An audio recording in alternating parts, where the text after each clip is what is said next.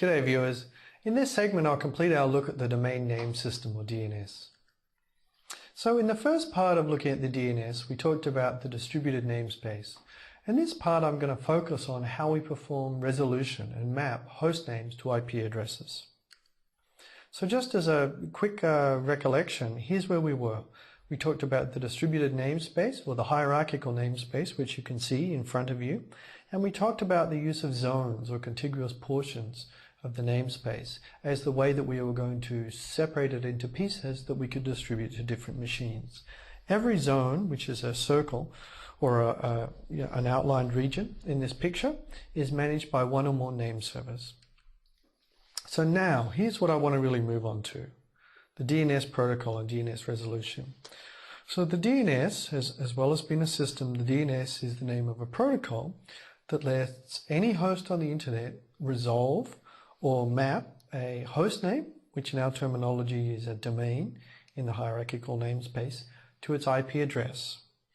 The way that it's going to work is, well, you can probably imagine it, and we'll see an example in just a minute, but I just would say now, if a host doesn't know anything about what the IP address of this host name is, it can always start at the root, at dot in the namespace.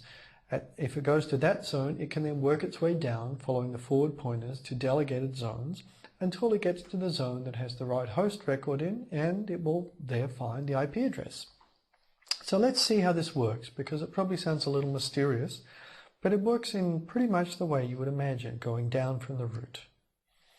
So let's just imagine that we have a client here, or an originator of the request here, that should say flits.cs.vu.nl.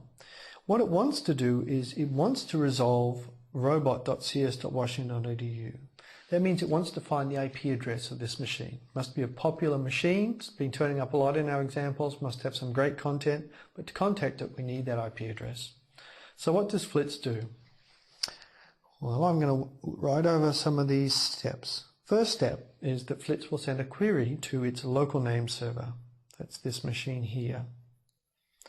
This is some machine that's just on the campus maybe, and it's serving all of the machines in the computer science department as their name server. It's going to help them with these translations.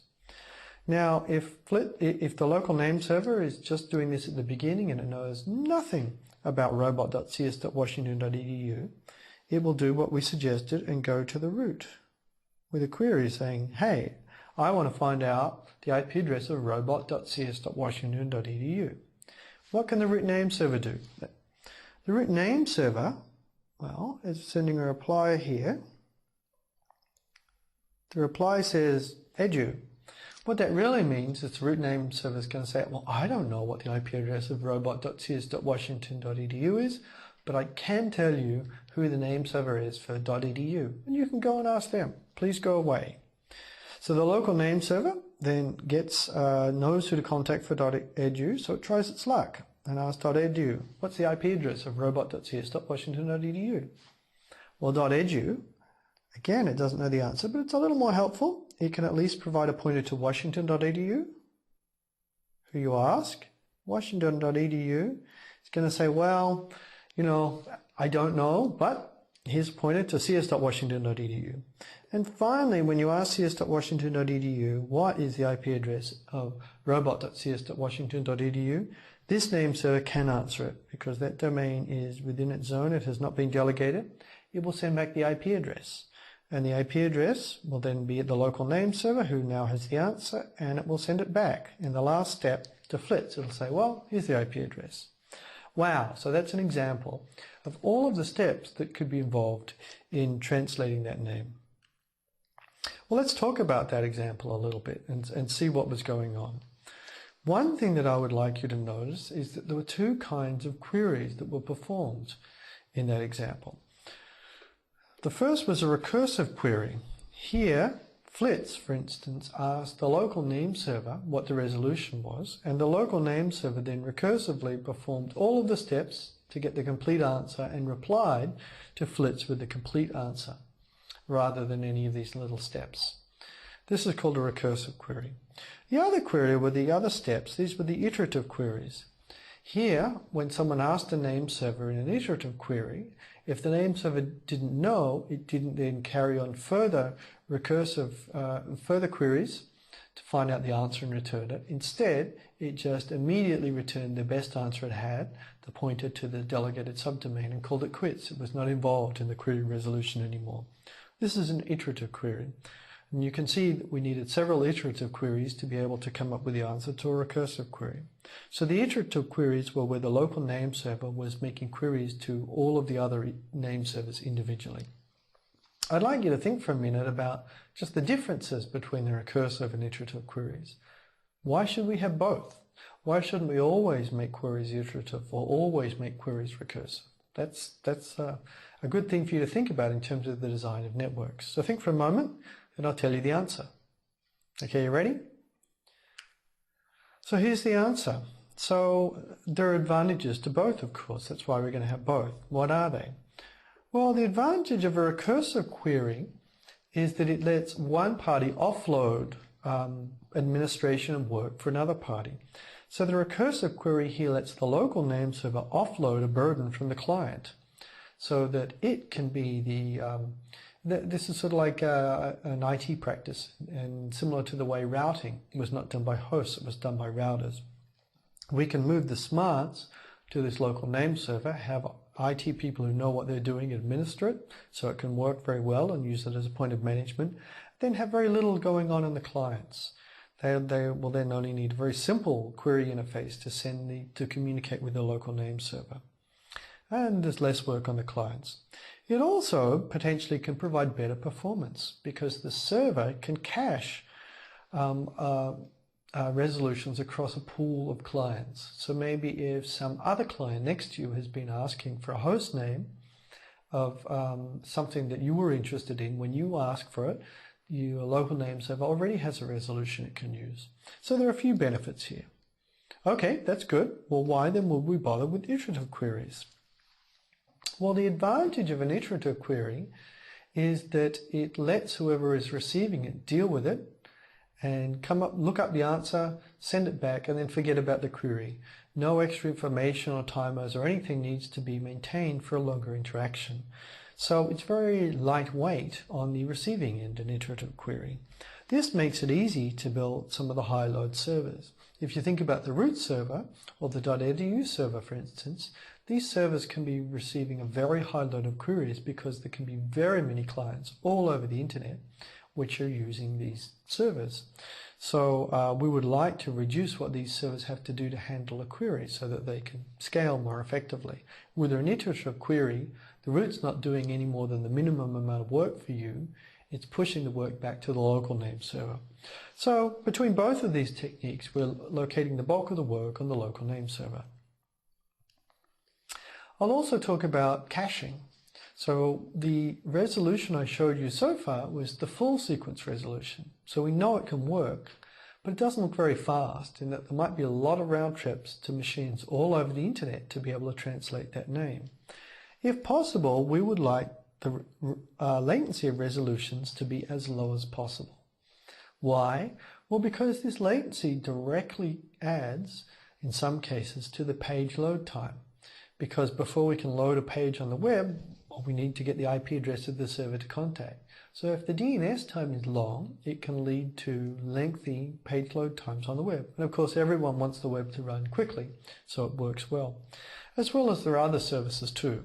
So generally we would like this, other applications that depend on the DNS too. So we would like the DNS to run with as lower latency as possible. Now the obvious thing we can do here is cache. We can have the local name server remember past translations between host names and IP addresses. That way, when the same host or other hosts that are using the name server want to know the translations again, the name server can quickly return a cached copy.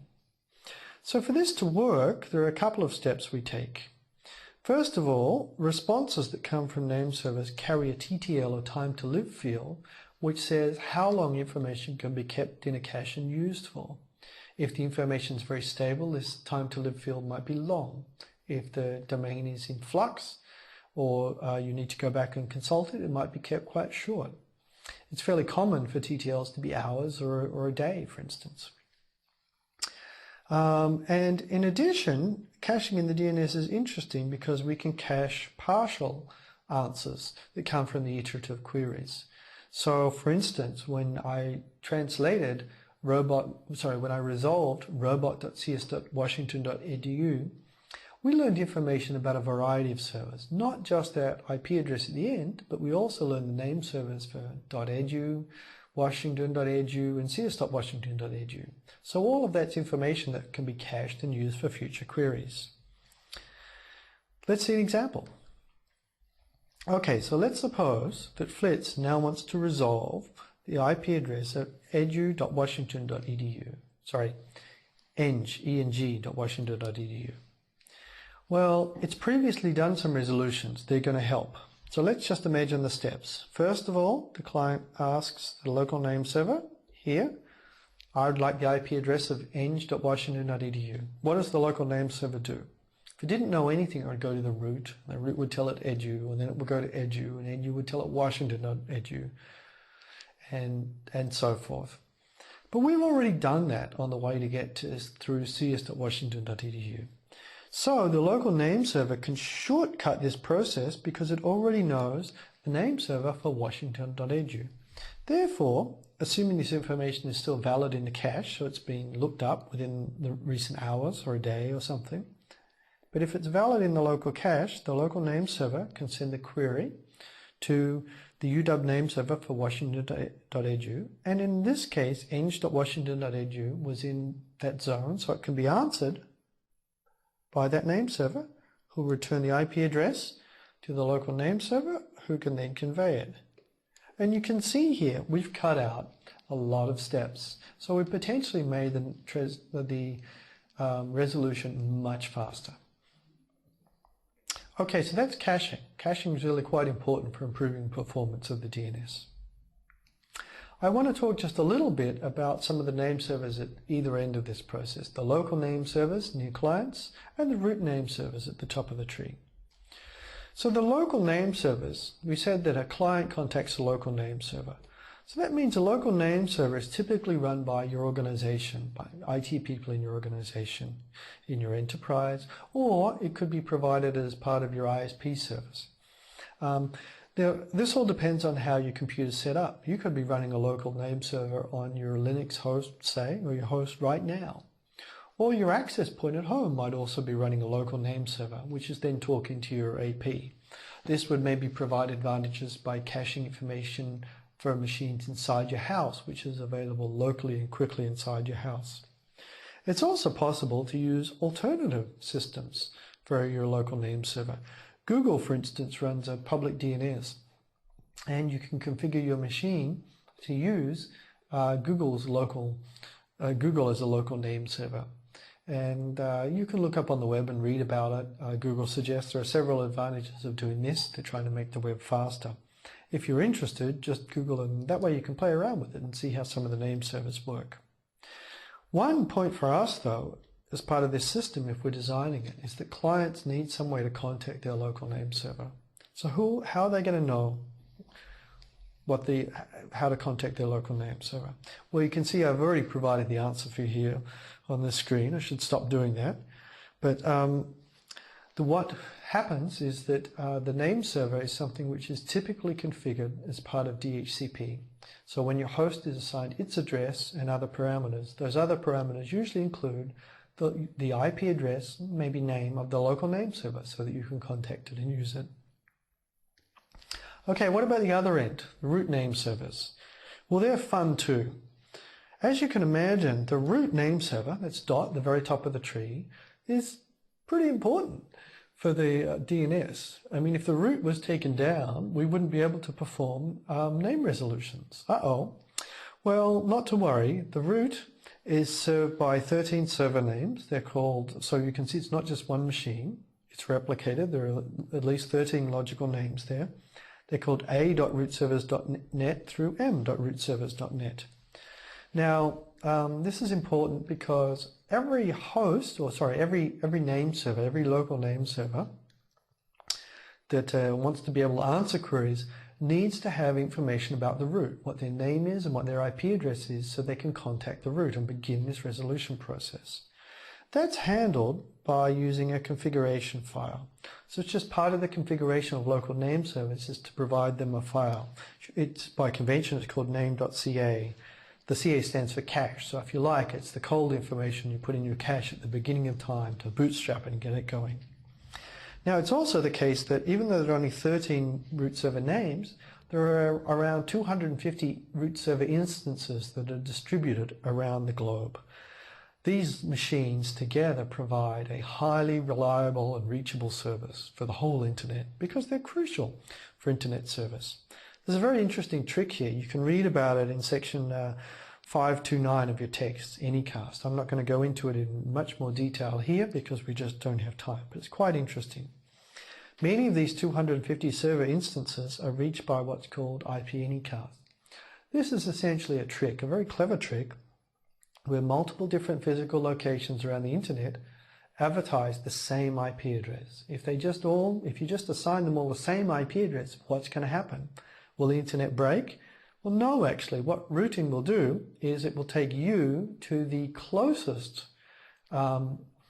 place that IP address can be reached. So it will effectively route you to the closest replica of that IP address. This is called Anycast. And we're getting a bit of a performance gain by going to the closest one, as well as getting replication, which is good for reliability.